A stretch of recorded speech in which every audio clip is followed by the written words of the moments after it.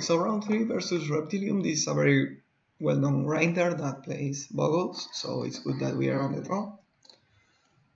So we know they are playing Bogles, so we are going to try and keep a strong hand versus them.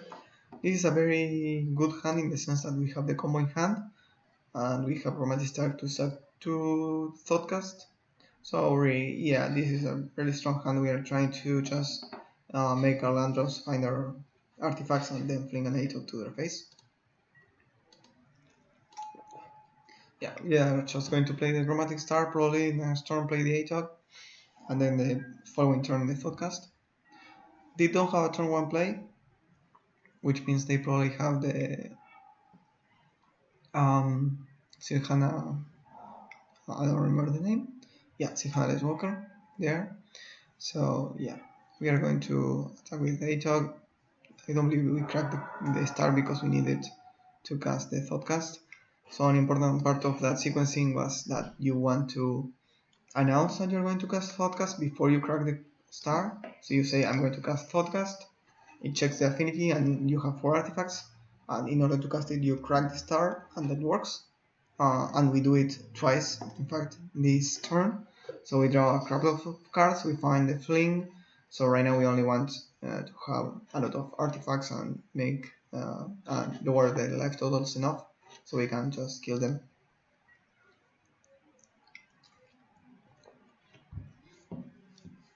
We're mostly worried about them gaining life.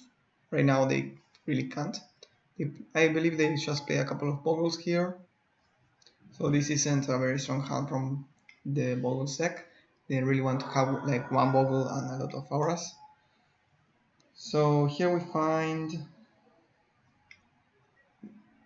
Okay, they jump block here, which I believe it's more often than not correct. They found an Armadillo Cloak, which is really bad for us because they are gaining a lot of life. We really can't kill them right now. We are doing a bit of a trick here where we want to play our Crosskai Fisher, but we don't want to go lower land because we have more drifters, so we play the Spring Drum, we play the Crosskai Fisher, generate mana with the Crosskai Fisher, and then play the drum again. That way we have most cards in play. Basically this Crosskai Fisher was a 2/3 flyer that ETB tapped, which is fine most of the time. So as long as they don't have another Armadillo Pro, we are fine. I believe they do. So this means they gain 10 life a turn, which we can't really keep up with. So this is really bad for us. Even though we have the combo in hand, we can't really win. We don't attack with ATOG, so we can't cast the Drifter. They have an Ancestral Mass, so we are forced to jump, and they go to 46 life. We can really win. From here, this was very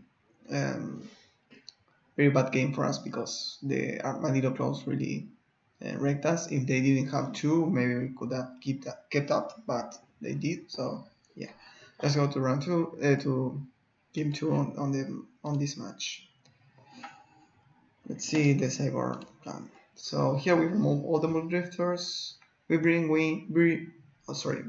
in one Low Missionary, and we removed 2 Model the Mixtures because they are a bit slow and they can't counter anything.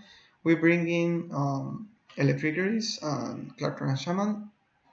The Shaman is very good because they can kill other creatures even if they have a couple of hours with in it. Since we are on the play, we can use Electric Iris to blow them up.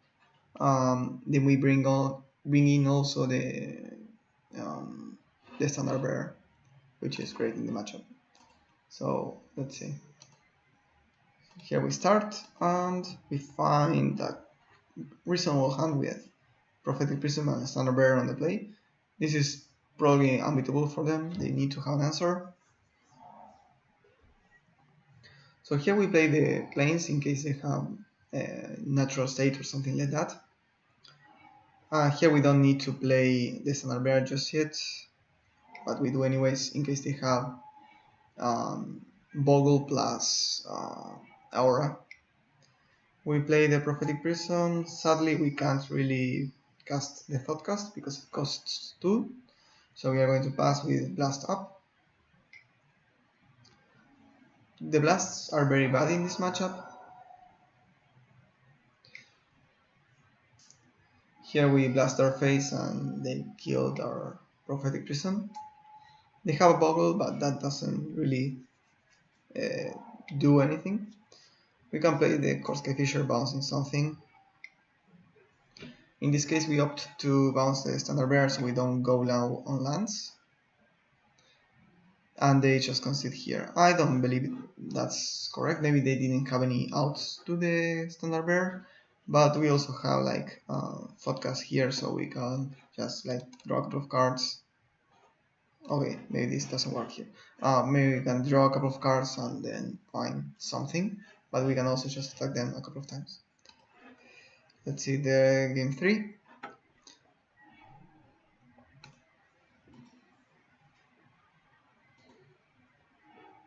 So here we have another great hand with a standard bearer on turn 3 with Cave of Temptation.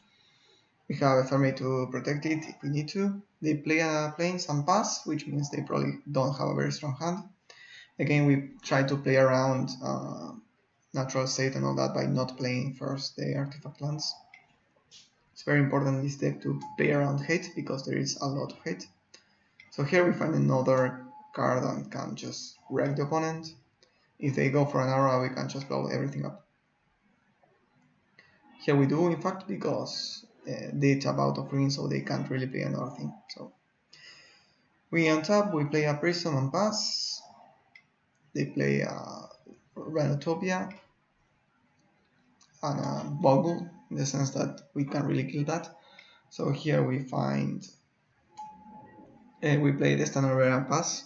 They need to find something to remove it, and we are gaining a lot of time with this. If they do find, for example, a gut shot, they can kill it and then put some auras on the Crimson Acolyte.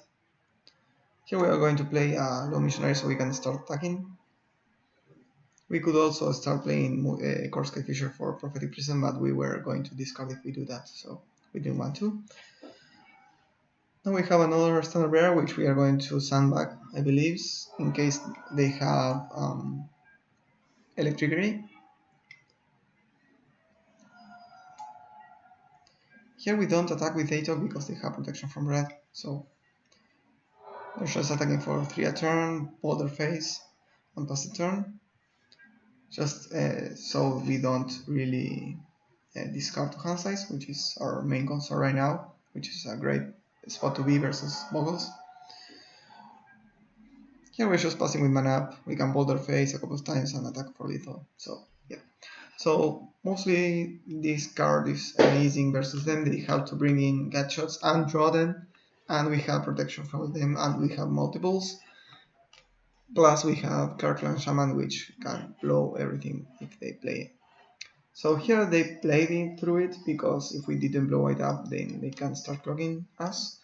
But we decided to crack the Kirkland Shaman on the island in trading these two, because we draw more cards than them. We had our fixing and everything, so I believe that was correct. So yeah, basically that was the match.